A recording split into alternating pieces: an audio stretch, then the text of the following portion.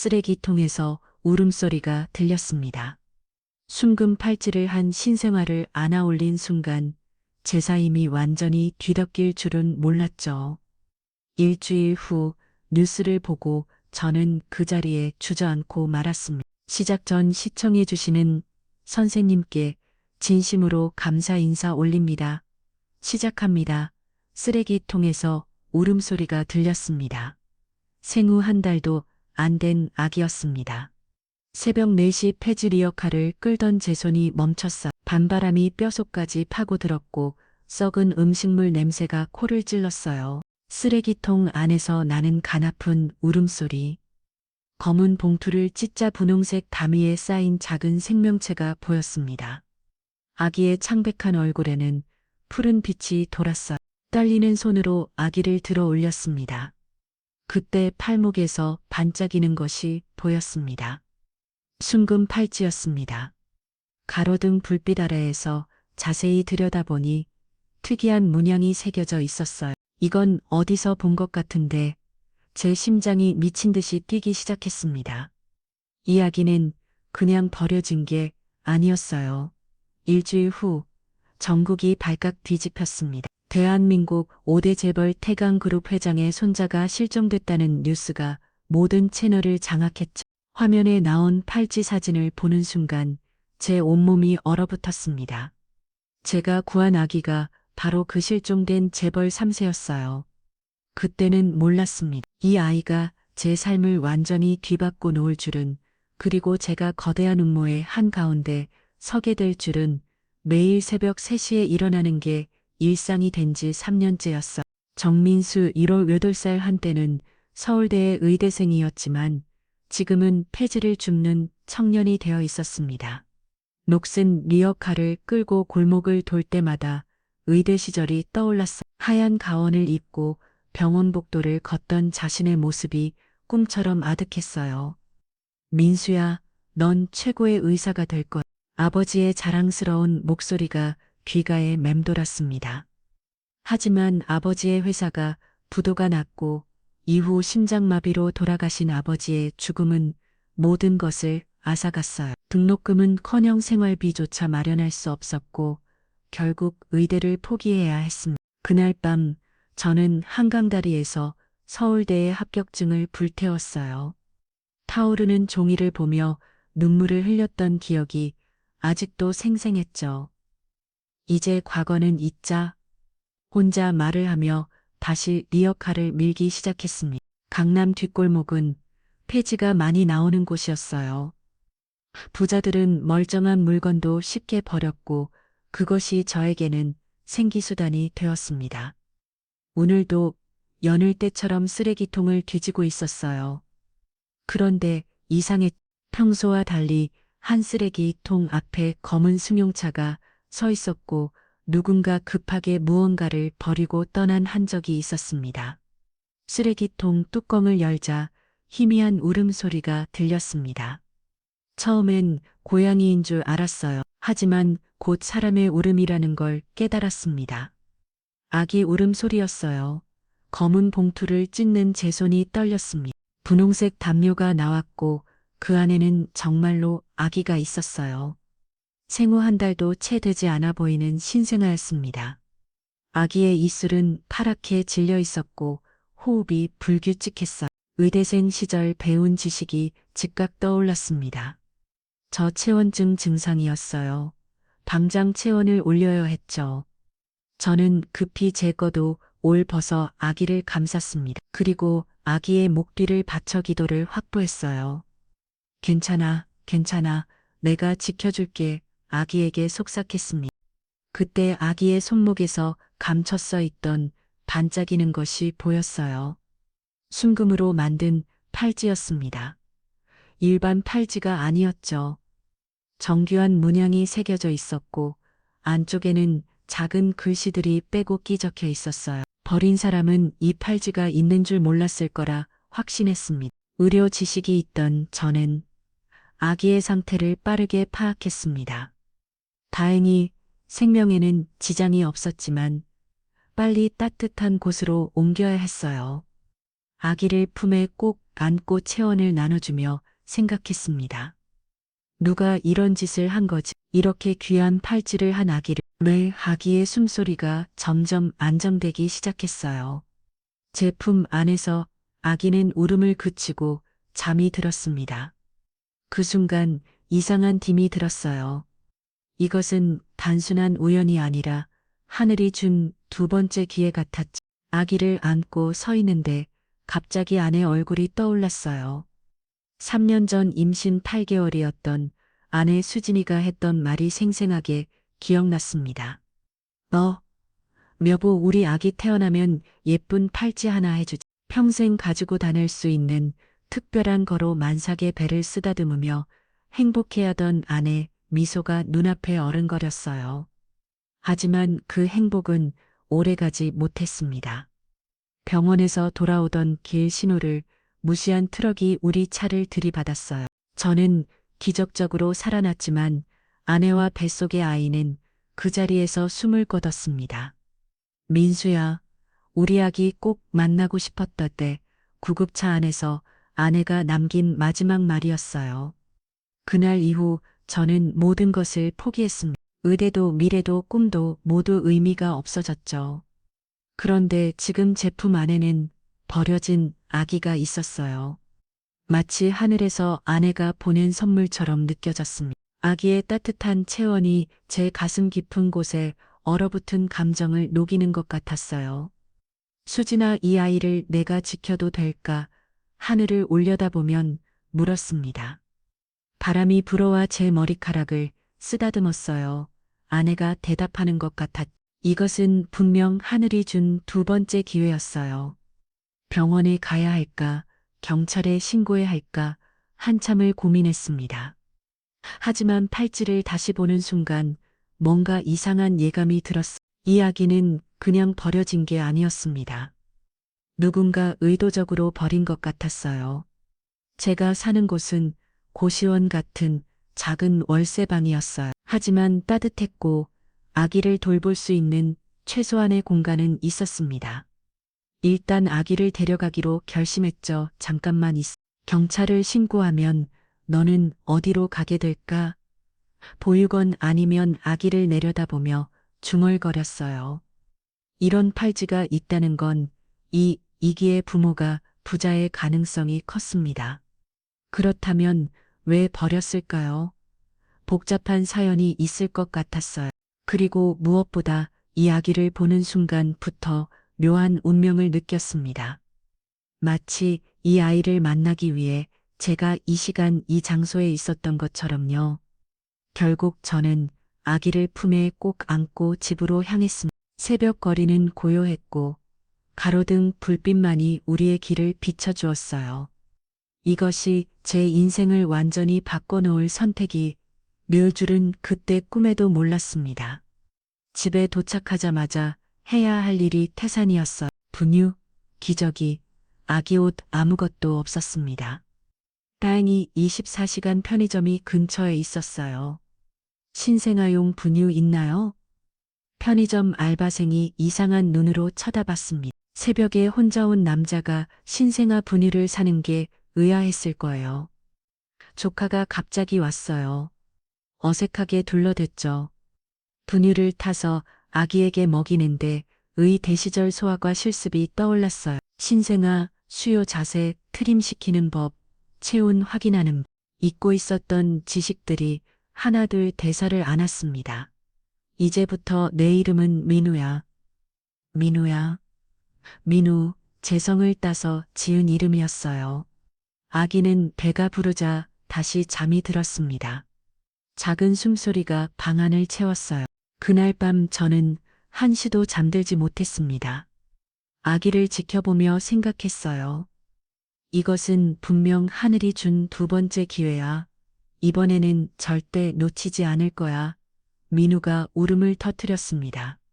새벽 5시 기저귀를 갈아야 할 시간이었어요. 사흘 제 아기를 돌보면서 저도 어느 정도 요령이 생겼습니다. 하지만 여전히 서툴렀고 기저귀를 가는 데만도 10분이 넘게 걸렸어요. 민우야, 조금만 참아 아빠가 금방 갈아줄. 어느새 자연스럽게 아빠라는 단어가 튀어나왔습니다. 이상하게도 어색하지 않았어요. 오히려 제 입에서 나온 그 말이 너무나 자연스러워서 놀랐습니다. 기저귀를 갈고 있는데 옆방 문이 열렸어. 고시원 옆방에 사는 박씨 아저씨였습니다. 60대 후반의 독거노인이었는데 평소에는 인사도 잘 안 하던 분이었어요. 그런데 오늘은 뭔가 다른 눈빛으로 저를 쳐다보았습니다. 정군 요 며칠하기 울음소리가 들리던데 무슨 일 있나? 박씨 아저씨의 눈빛이 예사롭지 않았어요. 의심과 호기심이 섞인 표정이었습니다. 아, 침착 아이를 며칠 봐주고 있어요. 곧 데려갈 거예요. 최대한 자연스럽게 대답했지만 제 목소리가 떨리는 걸 숨길 수 없었어요. 박씨 아저씨는 고개를 겨우 등하더니 제 방안을 슬쩍 들여다보려 했습니다. 침착이라 그래. 힘들겠게 혼자 아기 보는 게 쉬운 일이 아니지. 아저씨는 의미심장한 말을 남기고 자기 방으로 들어갔어요. 하지만 문을 완전히 닫지 않고 살짝 열어두었습니다. 감시하는 것 같았어요. 더 이상 여기 있으면 안 되겠다는 생각이 들었습니다. 사람들이 수상하게 여기기 시작했어요. 특히 폐지 수집을 나가지 않으니 더 이상 했을 거예요. 매일 새벽 같은 시간에 나가던 제가 사흘 제 방에만 있으니까요. 오늘은 꼭 나가야겠. 그렇게 생각했지만 민호를 혼자 둘 수는 없었습니다. 결국 아기를 포대기에 싸서 품에 안기로 했어요. 겨울이라 두꺼운 외투를 입으면 티가 안 날 거라고 생각했죠. 오전 10시쯤이었어요. 민호에게 분유를 먹이고 있는데 밖에서 발자국 소리가 들렸습니다. 여러 명이었어요. 그것도 무거운 구두 소리였습니다. 고시원에는 어울리지 않는 소리였어요. 똑똑똑 누군가 제 방문을 두드렸습니다. 심장이 쿵쿵거렸어요. 민호를 서랍장 뒤에 숨기고 문을 살짝 열었습니다. 검은 양복을 입은 남자 3명이 서 있었어요. 덩치가 크고 인상이 험악했습니다. 무슨 일이시죠? 떨리는 목소리를 애써 감추면 물었어요. 이 근처에서 아기 울음소리가 난다는 신고를 받았습니다. 혹시 아기 보신 적 있습니까? 그때 가까운데 서 있던 남자가 물었어요. 목소리가 차갑고 위협적이었습니다. 경찰이라고 하기엔 뭔가 달랐어요. 신분증도 보여주지 않았고요. 아기요? 전 모르겠는데 전 매일 새벽에 일 나가서 최대한 침착하게 대답했지만 이마에 식은땀이 흘렀습니다. 남자들은 제 어깨 너머로 방안을 살펴보려 했어요. 다행히 민호는 조용했고 아기 홍품들은 이불 밑에 숨겨둔 상태였습니다. 정말 모르시는군요. 그런데 한 남자가 제 얼굴을 많이 쳐다보았어요. 왜 그렇게 땀을 흘리십니까? 뭔가 숨기는 거 있으신가요? 아, 아닙니다. 그냥 감기 기운이 있어서 열이 좀 나요. 거짓말이 서툴렀습니다. 남자들은 의심스러운 눈빛으로 저를 훑어보았어요. 혹시라도 아기를 보시면 즉시 연락 주십시오. 한 남자가 명함을 건넸습니다. 회사 이름도 없고 전화번호만 적힌 검은색 명함이었어요. 뭔가 불길한 느낌이 들었습니다. 남자들이 떠나고 나서도 한참 동안 문 앞에서 움직이지 못했어요. 다리에 힘이 풀렸습니다. 무슨 일이 있어도 지킨다. 무슨 일이 있어도 속으로 다짐하며 민우가 있는 곳으로 달려갔어요. 다행히 아기는 잠들어 있었습니다. 그날 오후 민우를 포대기에 싸서 도서관으로 향했어요. 팔지에 새겨진 문양의 정체를 알아내야 했습니다. 뭔가 단서가 있을 것 같았어요. 왜 이런 귀한 팔찌를 한 아기를 버렸는지, 그리고 왜 검은 양복에 남자들이 찾아다니는지 알아야 했죠. 도서관 컴퓨터 앞에 앉아 검색을 시작했습니다. 한국 재벌 가문 문장, 순금 팔찌 문양, 재벌과 상징 등등 여러 키워드로 검색했어요. 1시간쯤 지났을까 드디어 비슷한 문양을 발견했습니다. 태강그룹 창업주 가문 문장 화면에 뜬 이미일을 보는 순간 온몸이 얼어붙었어요. 팔찌에 새겨진 문양과 완벽하게 일치했습니다. 태강그룹이라면 한국 5대 재벌 중 하나였어요. 자산 규모가 수십조 원에 달하는 거대 기업이었습니다.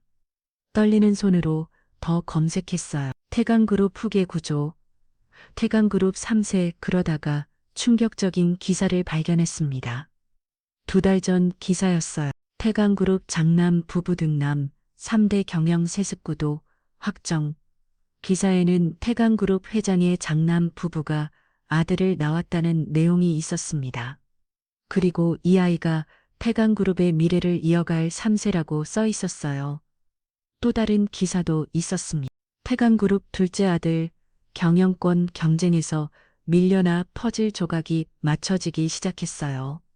후계구도 경영권 다툼, 그리고 버려진 아기, 이것은 단순한 유기가 아니었습니다.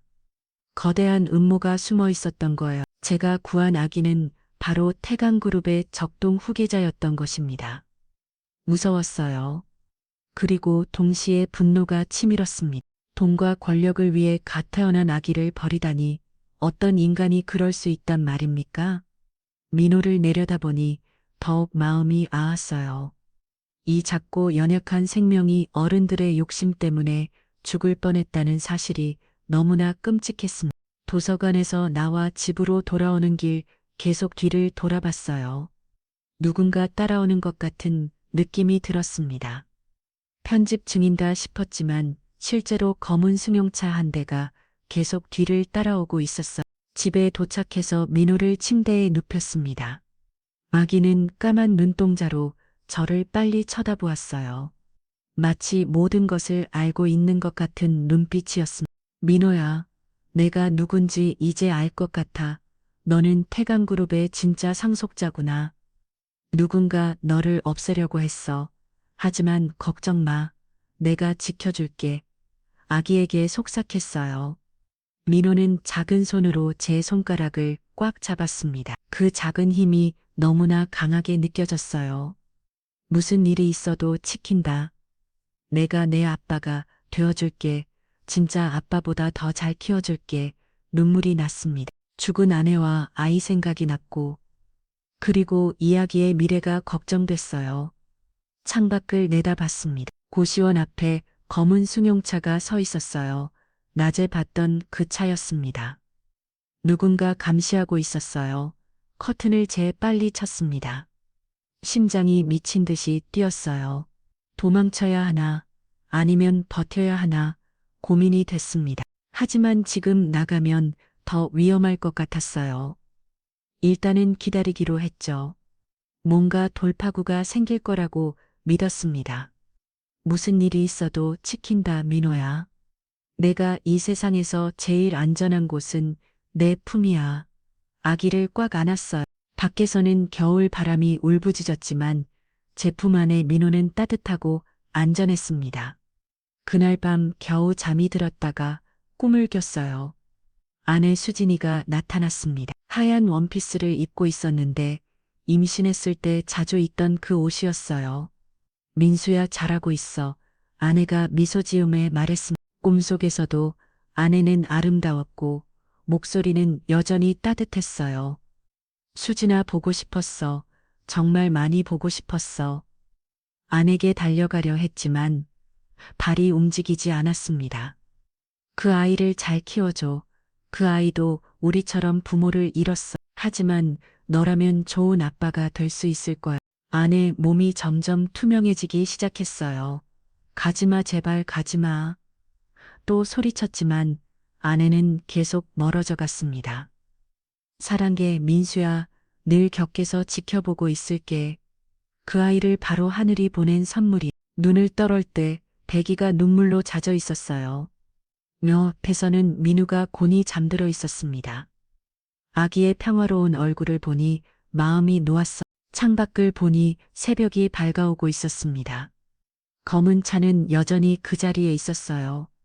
오늘이 일주일째 되는 날이었죠.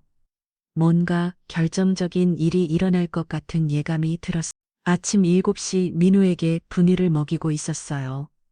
그때 문이 확 하고 열렸습니다. 자물쇠가 부서지는 소리와 함께 3명의 남자가 들이닥쳤어요. 검은 양복을 입은 이틀 전 그 남자들이 아니었습니다. 이번에는 대놓고 조폭처럼 생긴 사람들이었어요.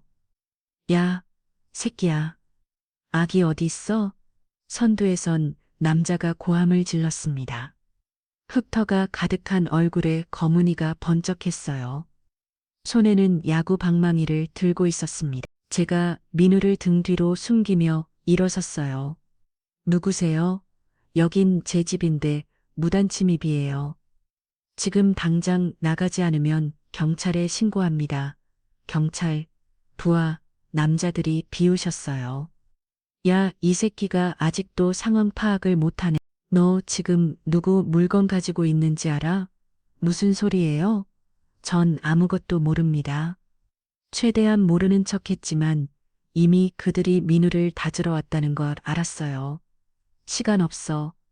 매네나 순순히 주면 너는 안 다치게 해줄. 야구 방망이를 든 남자가 한 발짝 다가왔습니다. 방망이로 벽을 꽝 치자 시멘트 가루가 떨어졌어요. 아기는 없어요. 며칠 전에 침착이 데려갔어요. 거짓말을 했지만 바로 그 순간 민우가 울기 시작했습니다. 울음소리가 방 안에 울려 퍼졌어요. 저 새끼 거짓말 안에 남자가 성큼성큼 다가왔습니다. 저는 본능적으로 민우를 품에 꽉 안았어요. 건드리지 마세요. 이 아이는 제 아들이에요. 마들 웃기고 있네. 그 애가 누군지 알구나 하는 소리야. 다른 남자가 비우셨습니다. 그냥 주고 없던 일로 하자. 돈도 좀 줄게. 1,000만 원 어때? 싫습니다. 이 아이는 못 줍니다. 제가 소리쳤어요. 그 순간 야구 방망이가 제 어깨를 강타했습니다. 쓰러질 뻔했지만 민우를 놓칠 수 없었어요. 아기를 보호하려고 몸을 웅크렸습니다. 이 새끼가 진짜 남자가 다시 방망이를 들어 올렸어요. 그때 문득 창문이 보였습니다. 5층이지만 옥상으로 통하는 비상계단이 바로 옆에 있었어요. 순간적으로 몸을 날렸습니다. 창문을 열고 비상계단으로 뛰어나갔어요. 저 새끼 잡아. 뒤에서 고함 소리가 들렸습니다. 비상계단을 타고 위로 올라갔어요. 민우를 가슴에 꽉 안고 계단을 2개씩 뛰어 올랐습니다. 심장이 터질 것 같았지만 멈출 수 없었어요. 뒤에서는 거친 욕설과 함께 쿵쿵거리는 발소리가 따라왔습니다. 누나가 옥상으로 올라간다. 누군가 소리쳤어요. 그들이 흩어져서 다른 계단으로도 올라오는 것 같았습니다. 옥상 문을 밀고 나가자 차가운 바람이 얼굴을 때렸어요. 옥상은 막 다른 곳이었습니다. 실수였어요. 도망갈 곳이 없었습니다. 뒤돌아보니 남자 2명이 이미 올라와 있었어요. 자른 쪽 계단에서도 한 명이 올라왔습니다. 포위 당했어요. 이제 그근에 도망갈 때. 없어. 야구 방망이를 듣는 남자가 천천히 다가왔습니다. 왜 주고 끝내자. 왜 이렇게 고생을 사서 해. 안 돼요. 이 아이를 어떻게 할 건데요? 제가 물었어요. 그건 내가 알아 아니야. 우리는 시킨 대로 할 뿐이지. 남자의 표정이 점점 험악해졌습니다. 마지막 기회야. 내내나 저는 옥상 가장자리로 물러났어요. 한 발짝만 더 오면 뛰어내립니다.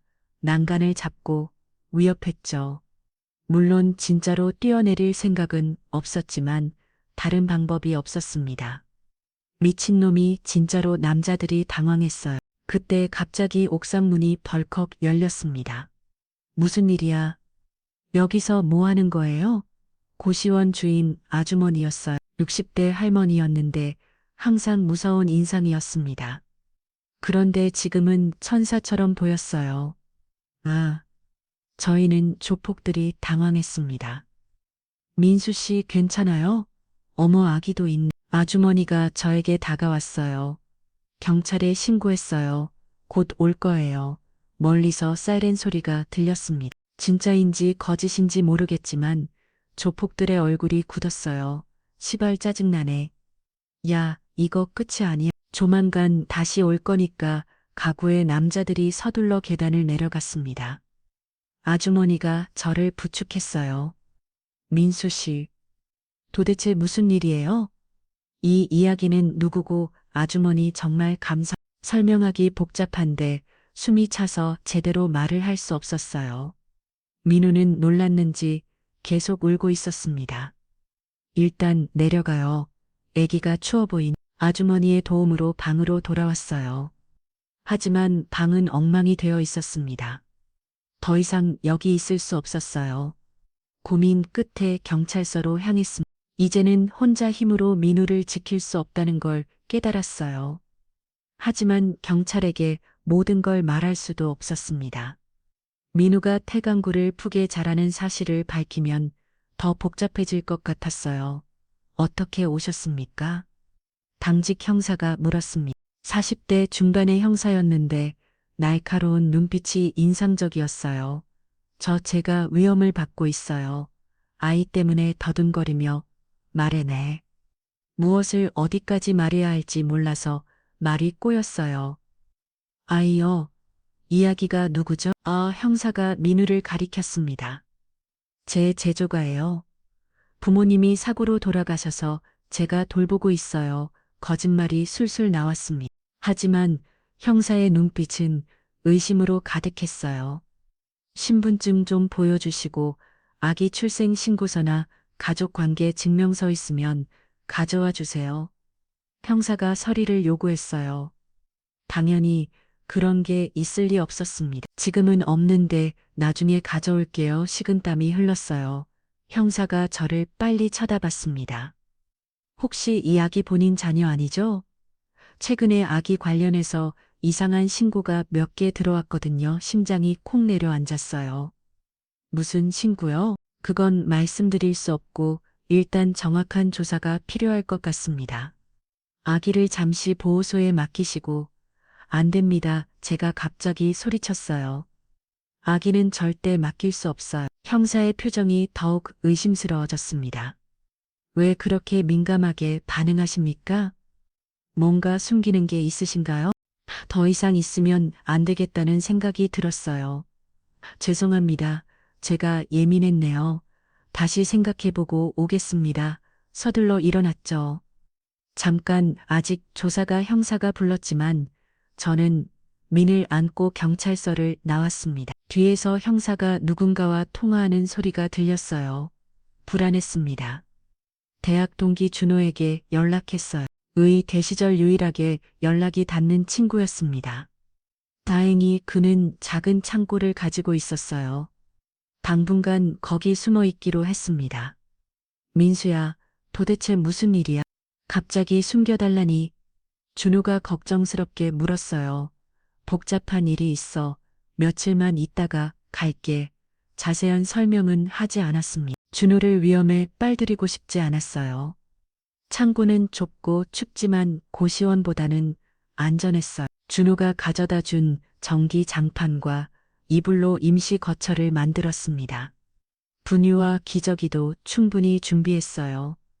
고마워 준호야. 정말 큰 도움이 됐어. 친구 좋다는 게 뭐냐? 그런데 이 이야기는 누구야? 준호가 민을 보며 물었습니다. 나중에 다 설명할게. 지금은 좀 복잡해서 준호는 더 묻지 않고 나가주었어요. 혼자 남자 민을 내려다봤습니다. 아기는 아무것도 모른 채 방금 웃었어요. 그 미소가 너무나 애처로웠습니다. 밤이 깊어갔어요. 창고 안은 어둡고 조용했습니다. 밖에서는 가끔 차 소리만 들었어요. 불안한 밤이었습니다. 언제 또 그들이 나타날지 모른다는 공포가 계속됐죠. 창고 구석에 작은 TV를 켰어요. 뉴스 시간이었습니다. 앵커가 말했어요. 내일 아침 특별 뉴스가 있습니다. 태강그룹과 관련된 충격적인 소식입니다. 태강그룹이라는 단어에 귀가 번쩍 뜨였어요. 예고 화면에 회장의 얼굴이 잠깐 나왔습니다. 그리고 실종 수색 같은 단어들이 자막으로 지나갔어요. 내일이면 모든 게 밝혀지겠구나 생각했습니다. 어쩌면 이게 기회일 수도 있었어. 진실이 밝혀지면 민우도 안전해질 거라고 믿고 싶었죠. 민우를 재우면서 자장가를 불러줬어요. 자장자장, 우리 아가 무서운 일 없을 거야. 아빠가 지켜줄게. 아기가 잠든 후에도 한참을 지켜봤습니다. 내일이면 만 변화가 올 것 같았어요. 그게 좋은 쪽이든 나쁜 쪽이든 각오해야 했습니다. 창고의 작은 TV 앞에 앉아 있었어요. 아침 7시 정각 뉴스가 시작되었습니다. 앵커의 표정이 심각했어요. 긴급 속보입니다. 태강그룹 진연 후 회장의 손자가 일주일 전부터 실종된 것으로 확인됐습니다. 경찰은 대대적인 수색 작업에 착수했습니다. 화면이 바뀌며 태강그룹 본사 건물이 나왔어요. 그리고 기자의 보도가 이어졌습니다. 태강그룹 측은 그동안 이 사실을 숨겨왔으나 더 이상 비밀로 할 수 없어 공개 수색에 나섰다고 밝혔습니다. 다음 화면에는 아기 사진이 나왔습니다. 생후 한 달의 남자아이. 그리고 결정적인 것이 나왔습니다. 팔찌 사진이었어요. 순금 팔찌에 새겨진 태강그룹 가문의 문양이 화면 가득 클로즈업 되었습니다. 이 팔찌를 본 적 있는 분은 즉시 신고해 주시기 바랍니다. 제보자에게는 10억 원의 포상금이 지급됩니다. 앵커의 목소리가 울려 퍼졌어요. 제 온몸이 얼어붙었습니다. 10억이라는 금액도 충격이었지만 더 무서운 건 이제 전국이 민호를 찾고 있다는 사실이었어요. 품 안에 민호를 내려다봤습니다. 너기는 아무것도 모른 채 저를 보며 웃고 있었어요. 화면이 다시 바뀌었습니다. 이번에는 태강그룹 회장이 직접 나왔어요. 70대의 노인이었지만 카리스마가 느껴졌습니다. 제 손자를 찾아주십시오. 아이에게 무슨 일이 생긴다면 회장의 목소리가 떨렸어요. 진짜 슬픔이 묻어났습니다. 그때 화면 한쪽에 또 다른 인물이 나타났어요. 회장의 둘째 아들이라고 자막이 떴습니다. 그는 형 옆에서 걱정스러운 표정을 짓고 있었지만 뭔가 어색했어요. 연기하는 것 같았습니다.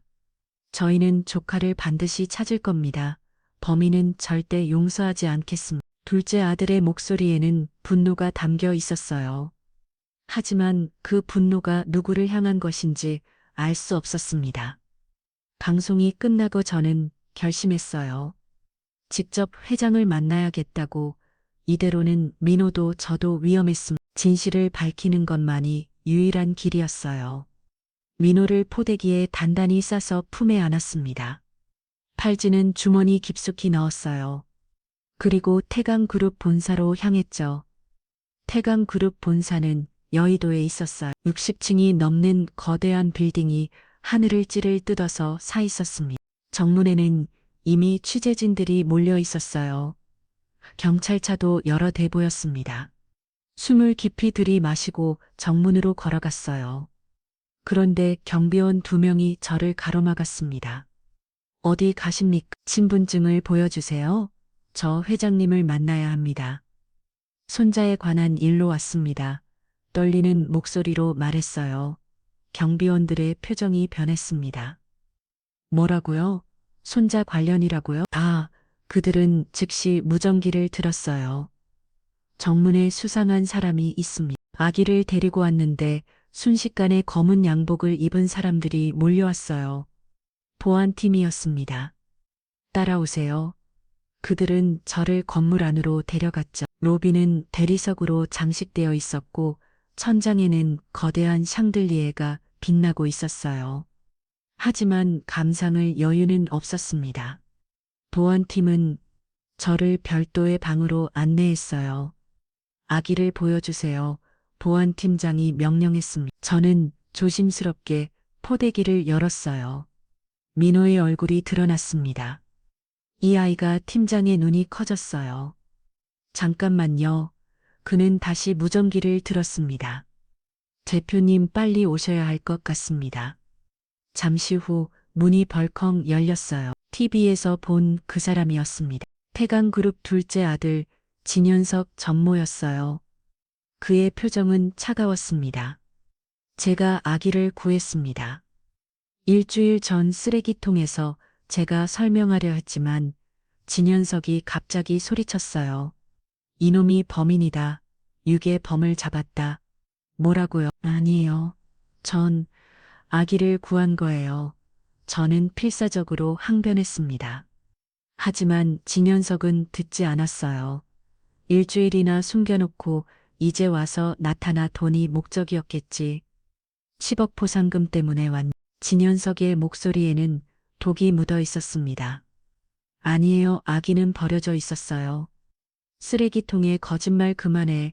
내 훔쳐간 거잖아. 진현석이 제 맥살을 잡았어요. 우리 조카를 어떻게 한 거야? 그때 경찰이 도착했습니다. 경찰입니다. 무슨 일입니까? 이놈이 우리 아기를 유괴했습니다.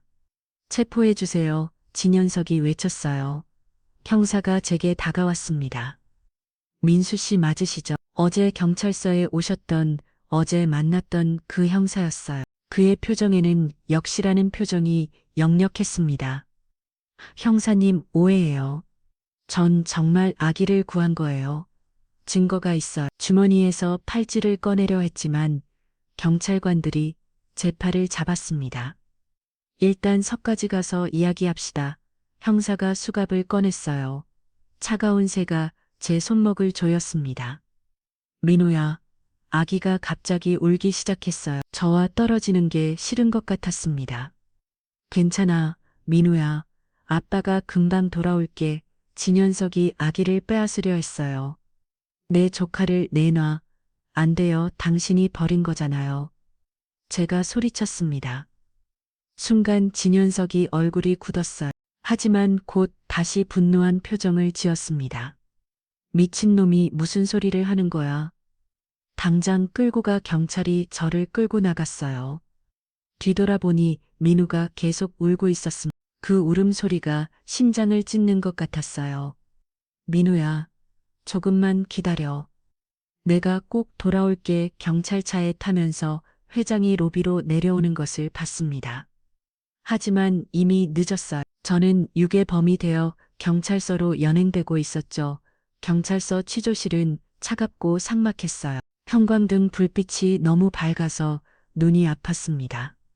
맞은 편에는 어제 그 형사와 또 다른 형사가 앉아 있었어요. 정정수 씨, 이제 솔직하게 말해요. 왜 아기를 데리고 있었죠? 나이든 형사가 물었습니다. 정말 쓰레기통에서 발견했어요. 일주일 전 새벽 폐지 줍다가 차근차근 설명했어요. 형사들은 메모하면서 들었습니다. 의대생이었다고요? 젊은 형사가 네, 서울대 의대 본과 3학년까지 다녔습니다. 아버지 사업이 망해서 그만뒀어요. 그럼 의학 지식이 있겠네요. 아기 돌보는 방법도 알고, 네, 소아가 실습도 했었고, 그래서 아기 상태를 보고 응급처치를 할 수 있었어요. 나이든 형사가 파일을 뒤적이다가 뭔가를 발견했습니다. 3년 전 교통사고 부인과 태아가 사망했네요. 가슴이 찢어지는 것 같았어요. 네, 그래서 이 이야기를 보고 하늘이 준 기회라고 생각했어요. 경사들이 서로를 쳐다봤습니다. 뭔가 이해가 가는 듯한 표정이었어요. 하지만 그들도 함부로 판단할 수는 없는 상황이었죠. 그때 취조실 문이 열렸어요. 정장을 입은 남자가 들어왔습니다. 저는 태당그룹 법무팀장입니다. 회장님께서 직접 조사하고 싶어 하십니다. 형사들이 당황했어요. 이건 경찰 조사 사안인데 회장님께서 모든 CCTV를 확인하라고 지시하셨습니다.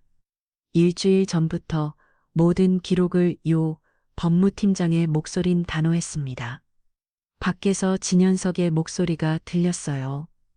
CCTV까지 볼 필요 있나요? 범인은 확실한데. 하지만 누군가 더 위험 있는 목소리가 들렸습니다. 회장이었어요. 모든 것을 확인해 단 하나의 의혹도 없어야 한다. 진현석의 목소리가 들렸어요. 아버지, 하지만 현서가 왜 그렇게 성급하니? 진실은 반드시 밝혀진다.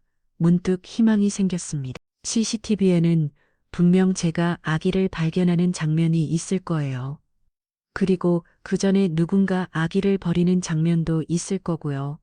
진실이 밝혀질 것 같았습니다. 태강그룹 본사 지하 3층에 위치한 보안관제실은 수십 개의 모니터로 둘러싸여 있었어요. 기술팀 직원 5명이 일주일 전 CCTV 영상을 분석하고 있었습니다. 회장도 직접 와서 지켜보고 있었어요. 진현석 전무는 불안한 표정으로 구석에 서 있었습니다. 일주일 전 새벽 3시부터 확인하세요. 회장의 지시에 따라 화면이 빠르게 움직였어요. 여러 지역의 CCTV가 동시에 재생되었습니다. 여기요. 강남구 23분 먼 카메라에 뭔가 잡혔습니다. 한 직원이 소리쳤어요. 모든 사람의 시선이 그 모니터로 쏠렸습니다. 화면을 확대하자 검은 승용차가 보였어요. 새벽 3시 47분 차에서 누군가 내렸습니다. 검은 옷을 입은 남자였어요. 그는 주위를 살피며 뭔가를 들고 있었습니다. 분홍색 담위에 쌓인 무언가였. 저게 아기인가 기술팀장이 화면을 더 확대했어요. 남자가 쓰레기통 뚜껑을 열고 담요를 벗보는 장면이 선명하게 나타났습니다. 얼굴을 확대해 회장이 명령했어요. 화질을 개선하자 남자의 얼굴이 드러났습니다. 30대 후반의 남자였어요. 저 사람 김 비서잖아. 누군가 말했습니다. 진현석 전무의 개인 비서였어요. 순간 모든 시선이 진현석에게 쏠렸습니다. 이게 어떻게 된 일이지? 회장의 목소리가 떨렸어요. 분노인지 슬픔인 알 수 없었습니다. 진현석의 얼굴이 하얗게 질렸어요. 아버지, 저는 정말 모르는 일입니다. 김 비서가 단독으로 계속 재생해. 회장이 차갑게 말했습니다. 화면은 계속되었어요. 30분 후 또 다른 사람이 나타났습니다. 리어카를 끌고 온 남자였어요. 정민수였. 그가 쓰레기통을 열고 아기를 발견하는 장면, 놀라서 아기를 꺼내는 장면, 그리고 의학적 지식으로 응급처치하는 장면이 모두 녹화되어 있었어요. 그는 아기를 품에 안고 한참을 망설이다가 결국 데려가는 모습이 보였습니다. 저 청년이 구한 거였군. 회장이 중얼거렸어요. 유괴가 아니라 구조였어. 회장실로 자리를 옮겼어요. 저도 수갑이 풀린 채로 그곳에 있었습니다. 회장은 책상 뒤에 앉았고 진현석은 창가에 서 있었어요. 법무팀장과 보안팀장도 있었습니다. 김 비서를 당장 데려와. 회장의 명령에 보안팀이 움직였어요. 10분 후 김 비서가 끌려왔습니다. 그의 얼굴은 이미 패배를 인정한 사람의 표정이었어요. 왜 그런 짓을 했나? 회장이 물었습니다. 둔 비서는 고개를 숙였어요. 전무님의 지시였습니다. 작은 목소리로 대답했죠. 좀 뭐라고? 회장이 벌떡 일어났습니다. 현석이가 시켰다고. 진현석이 발을 동동 굴렀어요. 거짓말입니다. 저는 그런 짓을 한 적이 없어요. 그때 김 비서가 핸드폰을 꺼냈습니다. 증거가 있습니다. 전무님과의 통한 녹음입니다. 핸드폰에서 녹음 파일이 재생되었어요. 진현석의 목소리가 선명하게 들렸습니다. 형과 형수가 교통사고로 죽었어. 그런데 그 애만 살아남았다고. 운전석과 조수석은 완전히 박살났는데 뒤에 있던 카스트만 멀쩡하다니. 이건 말이 안 돼. 김 비서의 목소리가 이어졌어요. 그럼 어떻게 하시겠습니까? 그 애만 없으면 내가 자연스럽게 후계자야. 아버지는 나이가 많으시고 형이 죽었으니 회사는 당연히 내 것이지. 그런데 그 애 때문에 갓난아기 때문에 내가 또 이인자가 되어야 한다고. 말도 안 돼. 전무님, 처리해 죽이지는 말고 그냥 사라지게. 어차피 부모도 죽었으니 아기까지 죽었다고 하면 그만이야. 교통사고로 온 가족이 죽은 거고. 깔끔하잖아. 회장이 얼굴이 새파랗게 질렸어요. 그의 손이 부들부들 떨렸습니다. 현서가, 내가 내 형과 형수가 죽었는데 그 슬픔에 잠겨 있어야 할 내가 유일하게 살아남은 조카를 버렸단 말이냐. 휘양의 목소리가 점점 커졌어요. 내가 아들과 면을 잃고 얼마나 가슴이 찢어졌는지 아니. 그런데 기적적으로 살아남은 손자가 있다는 소식에 그 아이가 내 유일한 희망이었는데 노인의 눈에서 눈물이 흘러내렸습니다. 장례식장에서 내가 그렇게 슬퍼하던 게 다 연기였어? 형이 관 앞에서 오열하던 게 다 거짓이었냐고. 지면석이 무부를 꿇었어요. 누리드, 는 저도 형을 사랑했어요. 하지만, 모 회장이 고함을 질렀습니다. 내 형이 죽은 지 하루도 안 돼서 조카를 쓰레기통에 버렸다고. 내가 인간이냐? 평생 이인자였어요. 지면석이 잘 귀했어요. 형은 모든 걸 가졌잖아요. 아버지의 사랑도 회사도 모든 것을 전 늘 형의 그림자였어요. 그래서 형이 죽자마자 그 아들까지 없애려 했다는 거냐? 회장의 주먹이 책상을 내리쳤습니다. 형이 죽었는데 왜 그 갓난아기가 모든 걸 상속받아야 해요? 제가 30년 동안 회사를 위해 일했는데 그 애는 태어난 지 한 달도 안 됐는데 진현석의 목소리에는 오랜 원한이 묻어났어요. 회장이 비틀거렸습니다. 보안팀장이 급히 부축했어요. 회장님 아들아, 면을 이야. 회장이 흔을 껐습니다. 너희가 떠난 지 일주일, 너희 아들이 쓰레기통에 있었구나. 미안하다. 너희를 지키지 못했고, 아기마저 지키지 못할 뻔했고. 70 노인의 통곡은 모든 사람의 가슴을 아프게 했어요. 그는 책상 위의 가족 사진을 바라보며 울었습니다. 사진 속에는 행복하게 웃고 있는 장난 부부와 갓 태어난 아기의 모습이 있었죠. 취조실에서 나오자 회장이 직접 기다리고 있었어요. 그의 눈에는 눈물이 고여 있었습니다. 70 노인의 눈물은 보는 사람도 아프게 했어요. 정민수 씨, 정말 어떻게 감사를 드려야 할지 회장이 제 손을 잡았습니다. 거친 손이었지만 따뜻했어요. 저도 아이가 필요했습니다. 3년 전 아내와 아이를 잃었거든요. 민우는, 제가 지운 이름인데 그 아이는 제게도 선물이었어요. 솔직하게 말했죠. 회장이 놀랐어요. 민우라고 이름을 지었다고요. 우리 손자 이름이 현준인데 일주일 동안 민우였군요. 죄송합니다. 제 마음대로 아닙니다. 은인이 지어준 이름도 소중합니다. 중간 이름으로 쓰겠습니다. 진현준 민우 어떻습니까? 눈물이 났어요. 이 아이와의 인연이 완전히 끊기는 게 아니라는 생각에 안도했습니다. 그리고 정민수 씨의 대생이었다고 들었습니다. 왜 그만두셨나요? 회장이 물었어요. 아버지 사업이 부도가 나서 학비를 낼 수 없었습니다. 회장이 결심한 듯 말했어요. 제가 도와드리겠습니다. 이대로 돌아가세요. 그리고 졸업하면 우리 그룹 병원에서 일해주세요. 믿을 수 없었어요. 정말인가요? 우리 손자의 생명의 은인인데 그 정도는 당연합니다. 아니, 그것보다 더 많은 것도 할 수 있습니다. 회장이 저를 꽉 안아주었어요. 아버지의 포옹 같았습니다. 따뜻하고 든든했죠. 감사합니다. 정말 감사합니다.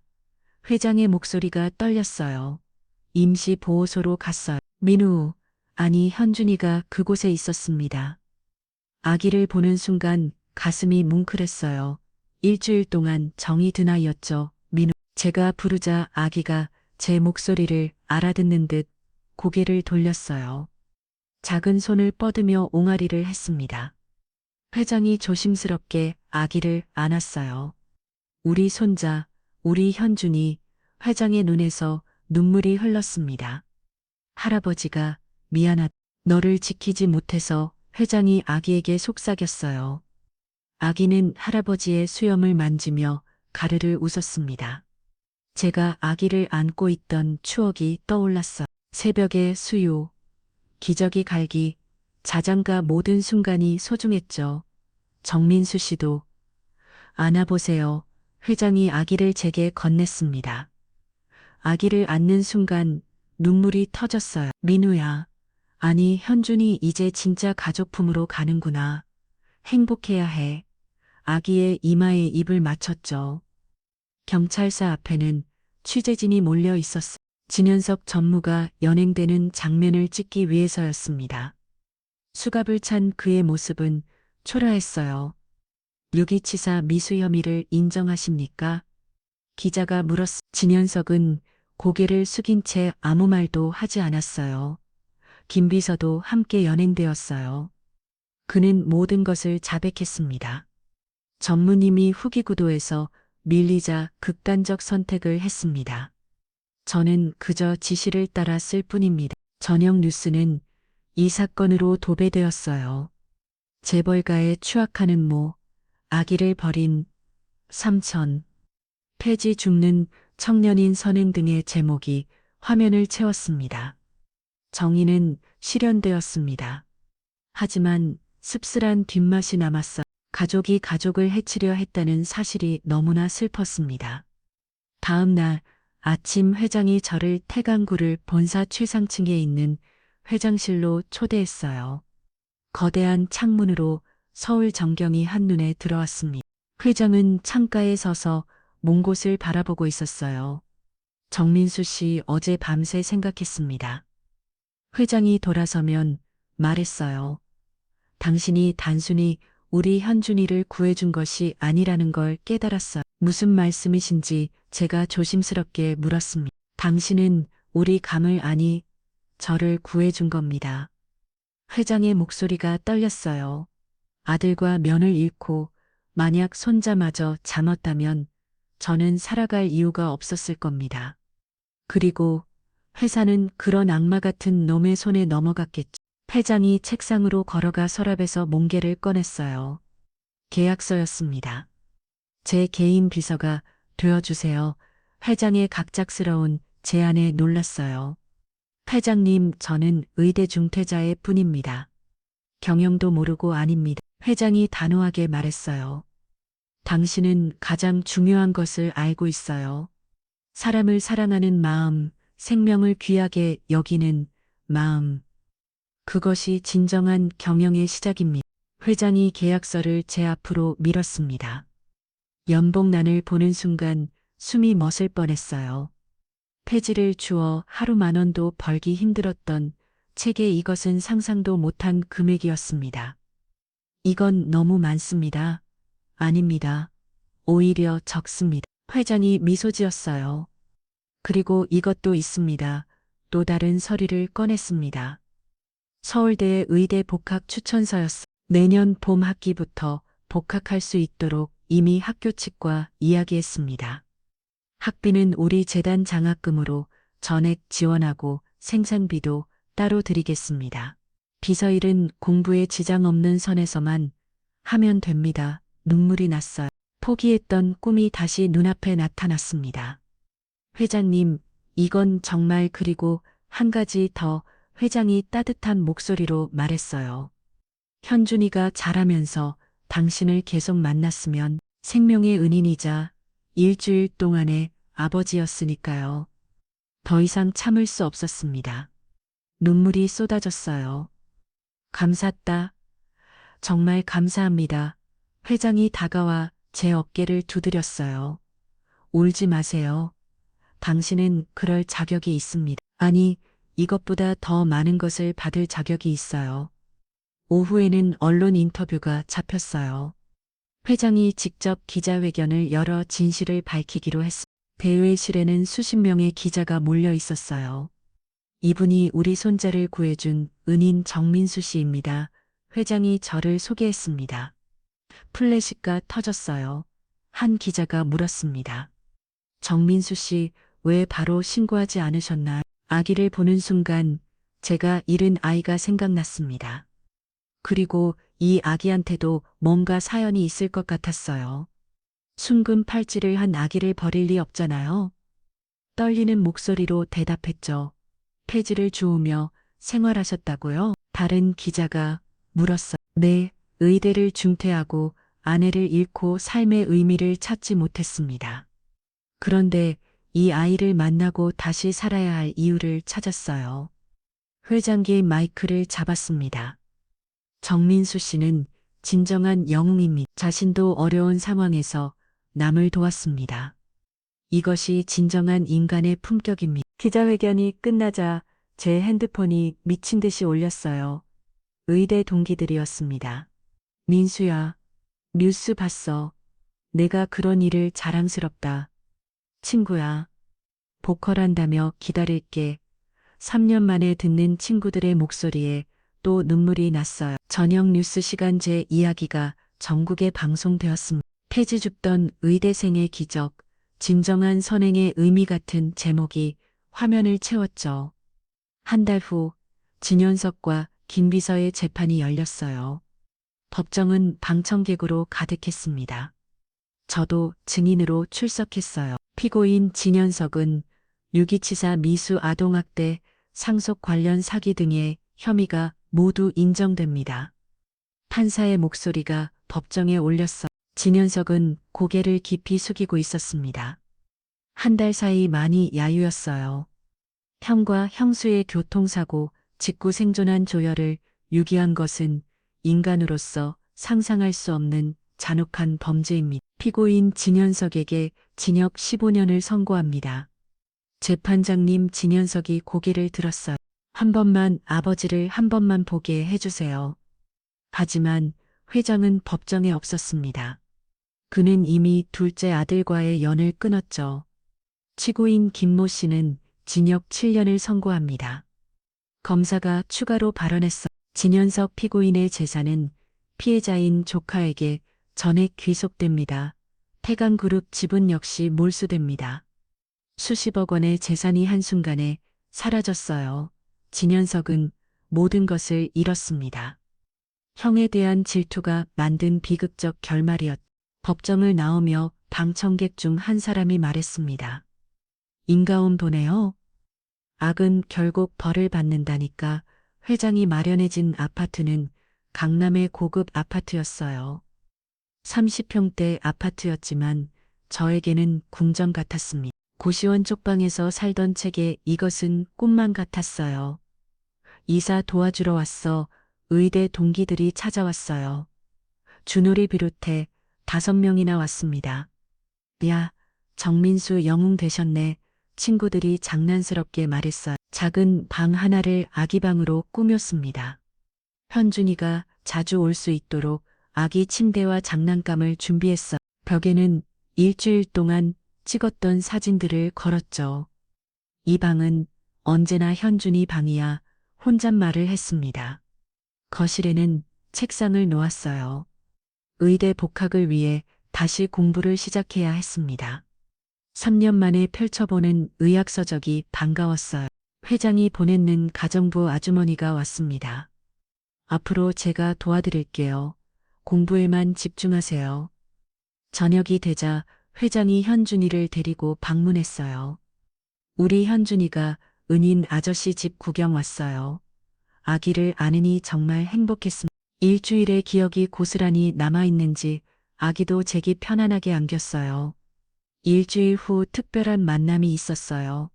회장이 준비한 것이었습니다. 돌아가신 장남 부부의 사진 앞에서 간단한 제사를 지냈어요. 저는 정중히 절을 했습니다. 제가 현준이를 일주일 동안 지켰습니다.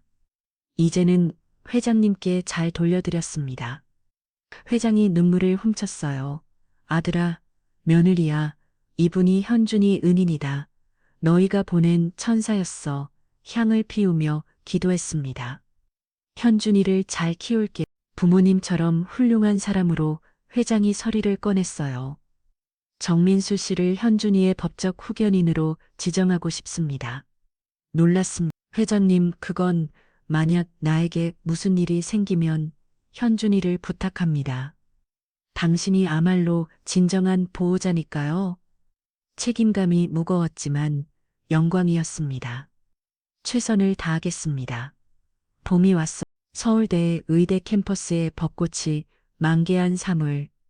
저는 4년 만에 학교로 돌아왔습니다. 관악산 자락의 익숙한 풍경이 눈앞에 펼쳐졌어요. 가슴이 벅차올랐습니다. 정문을 들어서자 후배들이 알아봤어요. 저 사람 뉴스에 나온 그 선배 아니야? 맞아. 아기 구한 정민수 선배.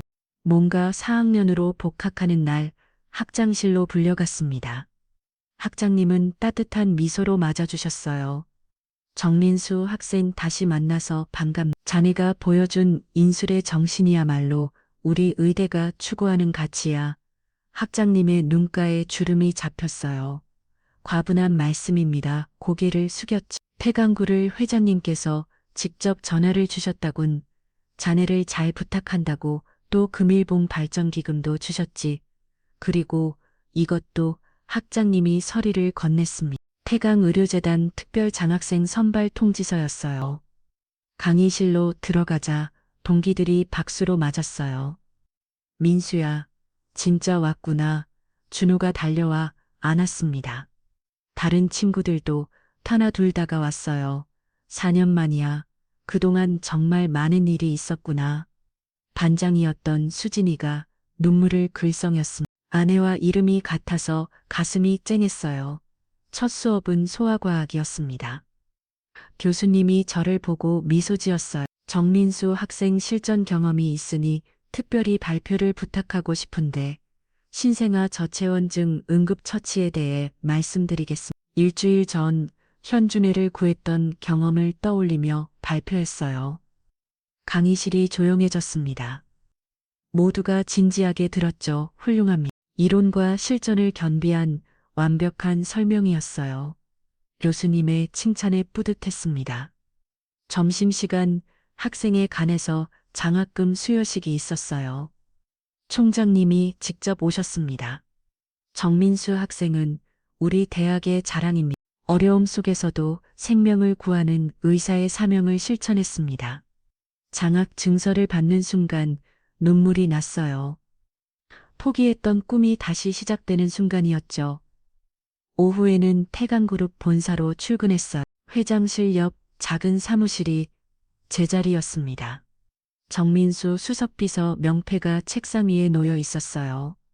정비서 이리 와보기 회장이 불렀습니다. 회장실에는 여러 임원이 모여 있었어요. 오늘부터 정비서는 내 곁에서 모든 회의에 참석할 것이다. 의대 수업이 없는 시간에만 회장이 임원들에게 알렸습니다. 한 임원이 물었어요. 회장님 의대생이 경영을 이해할 수 있을까요? 생명을 살리는 마음을 아는 사람이 진정한 경영을 할 수 있네. 정비서는 내가 직접 가르칠 것이야. 첫 회의는 병원 사업 관련이었어요. 태강그룹은 전국의 5개 대학병원을 운영하고 있었습니다. 의료 사각지대에 있는 사람들을 위한 프로젝트를 시작하려 한다. 회장이 말했어요.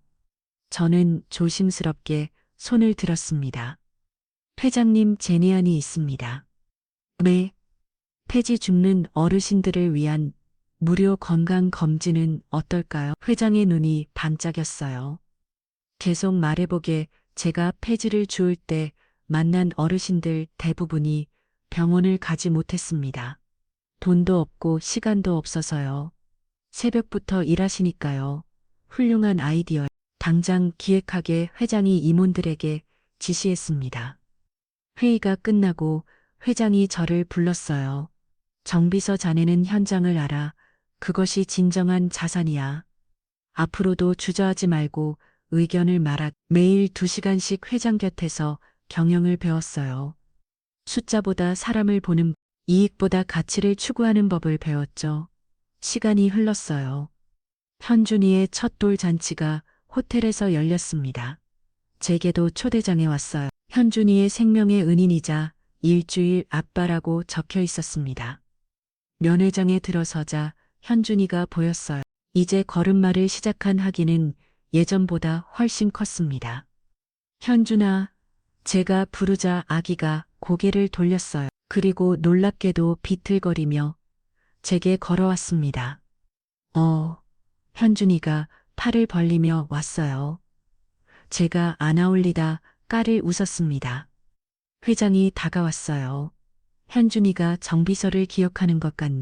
역시 일주일이지만 진짜 아파였으니까 돌잡이 시간이 되었습니다. 현준이 앞에 청진기 판사봉돈 마이크 등이 놓았어요. 사람들이 숨죽이고 지켜봤습니다. 현준이가 기억하더니 청진기를 집었어요. 그리고 그것을 들고 제게 왔습니다. 아며 청진기를 제게 건넸죠. 의사가 되려나 봐요. 누군가 말했습니다. 회장이 눈물을 훔쳤어. 아들이 이걸 봤으면 좋아했을 텐데 돌아가신 장남을 떠올리는 것 같았습니다. 가족사진 촬영 시간 사진사가 말했어요. 정민수 씨도 함께 하세요. 가족이니까요. 많이 저는 사양하려 했지만 회장이 팔을 잡았습니다. 우리 가족 만내에 현준이 생명의 은인이자 후견이니까 사진 속에서 저는 현준이를 안고 있었어요. 회장은 제 옆에 서서 따뜻하게 웃고 있었습니다. 진정한 가족이 된 순간이었죠. 첫돌 잔치 다음 날 저는 현준이를 데리고 아내 묘소를 찾았어요. 회장이 흔쾌히 허락해 주었습니다. 수진아, 나야 묘비 앞에 무릎을 꿇었어요. 오늘은 특별한 손님을 데려왔어. 현준이를 안고 묘비 앞에 섰습니다. 이 아이가 현준이야. 내가 구한 아이.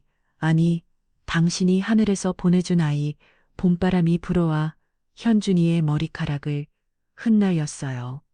아이는 묘비의 사진을 보며 소리를 냈습니다. 현준이 여기가 이모야. 하늘에 있는 이모 현준이에게 설명했어요. 준비해온 편지를 꺼냈습니다. 수진아, 편지 읽을게. 당신이 떠나노. 나는 죽은 사람처럼 살았어. 폐지를 주우며 하루하루를 버텼지. 그런데 이 아이를 만났어. 쓰레기통에 버려진 아이였어. 당신이 늘 갖고 싶어 있던 큰 팔찌를 하고 있던 그 순간 알았어. 당신이 보낸 선물이라는 걸 목이 메었어요. 현준이가 제 얼굴을 만지며 빨빨빨빨빨빨 소리를 냈습니다. 이제 다시 의사가 될 거야. 그리고 이 아이를 지켜줄 거야. 당신이 그러길 원할 테니까. 묘소를 떠나며 뒤를 돌아봤어. 햇살이 묘비를 따뜻하게 비추고 있었죠. 시간이 빠르게 흘렀습니다.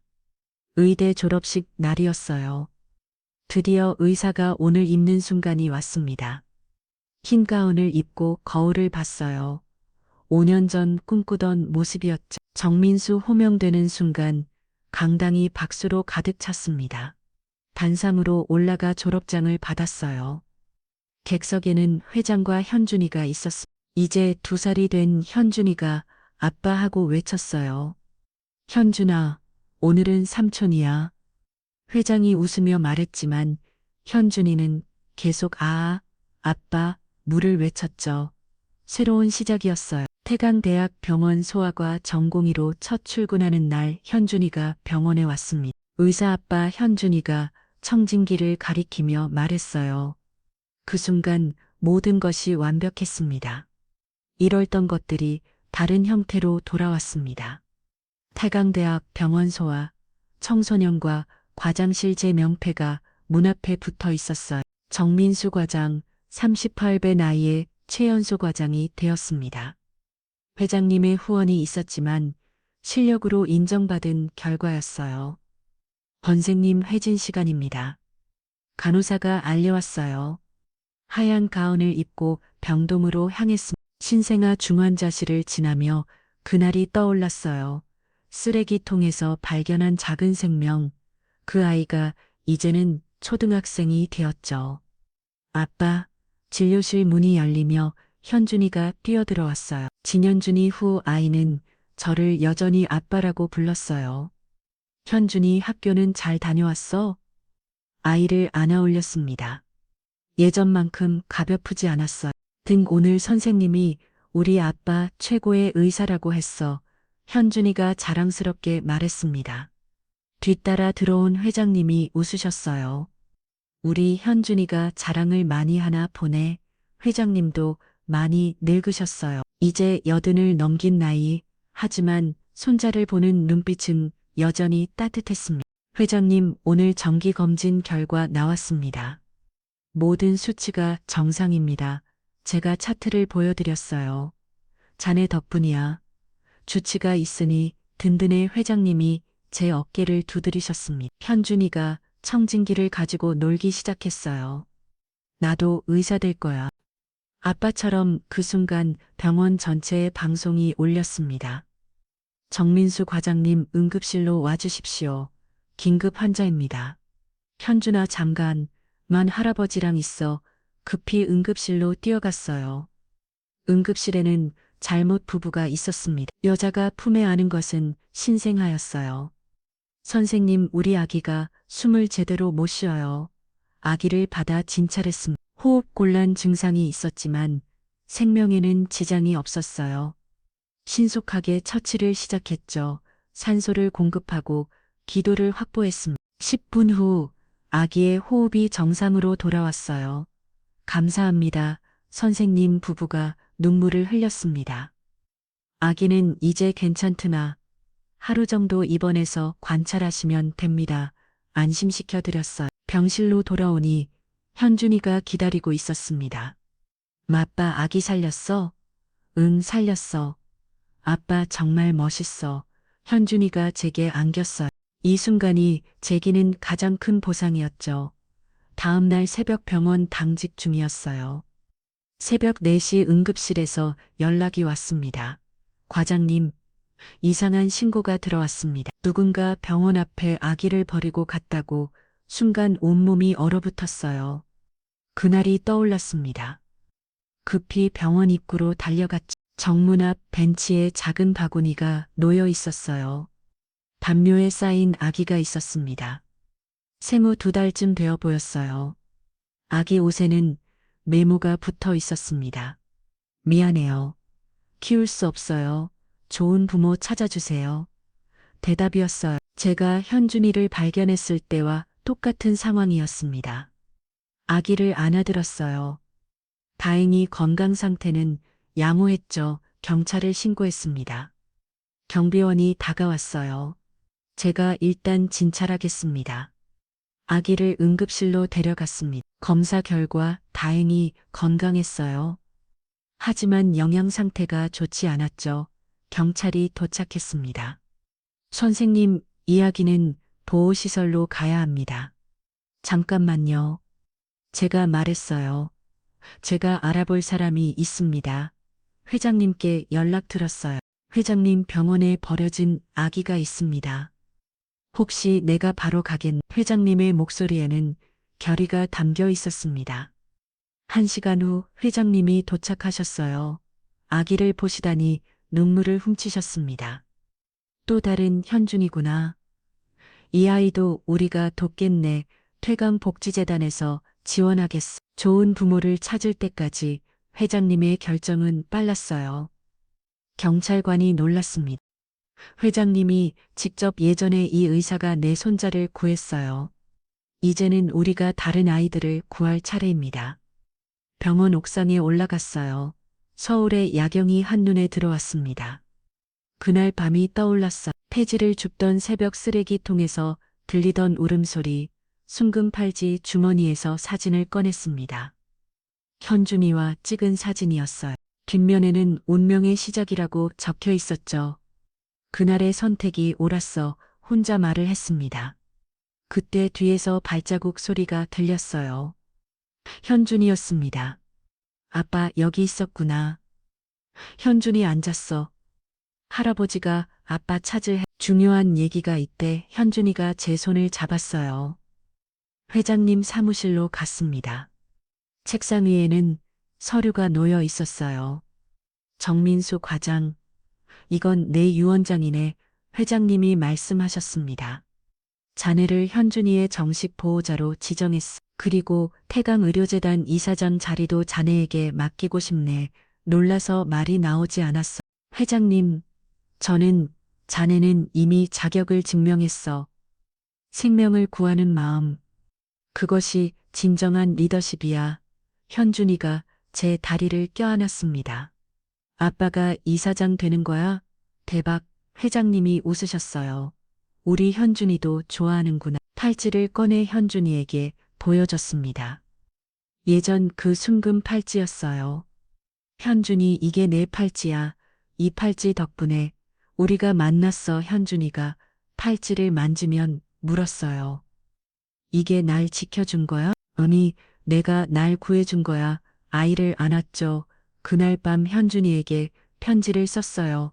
언젠가 어른이 되면 읽어보라고. 사랑하는 현준이에게 내가 이 편지를 읽을 때쯤이면 모든 진실을 알 나이가 되었겠지. 너를 처음 만난 건 쓰레기통에서였어. 차가운 새벽 내 울음소리가 날 멈추겠지. 나는 그때 모든 걸 잃은 사람이었어. 아내도 아이도 꿈도. 하지만 너를 만나고 다시 살아야 할 이유를 찾았어. 일주일 동안 너는 내 전부였어. 민우라고 불렀지. 내가 내 아들이길 바랐거든. 그리고 진실이 밝혀진 후에도 그 마음은 변하지 않았어. 현준이, 넌 하늘이 준 선물이야. 너로 인해 나는 다시 의사가 되었고 가족을 얻었어. 사랑한다, 내 아들아. 지금도 가끔 그날 새벽이 떠오릅니다. 쓰레기통에서 옳던 작은 생명체를 발견했던 그 순간의 선택이 내 인생을 완전히 바꿨어요. 하늘이 준 선물이었을까요? 운명이었을까요? 알 수 없습니다. 하지만 확실한 건 그날 우리는 서로를 구했다는 것이죠. 여러분이라면 어떻게 하셨을까요? 새벽 쓰레기통에서 오는 아기를 발견한다면, 오늘 이야기가 마음에 드셨다면 다른 영상도 시청해 주세요. 좋아요와 구독 알람 설정 또한 감사드립니다. 또 이야기를 보시고 마음에 남은 장면이 있으셨다면 댓글로 나눠주세요. 선생님의 한마디가 또 다른 분께 깊은 울림이 될 수 있습니다. 채널 달달달 인생 여행을 시청해 주셔서 늘 감사합니다. 건강이 최고예요. 하루 한 번 운동 잊지 마세요.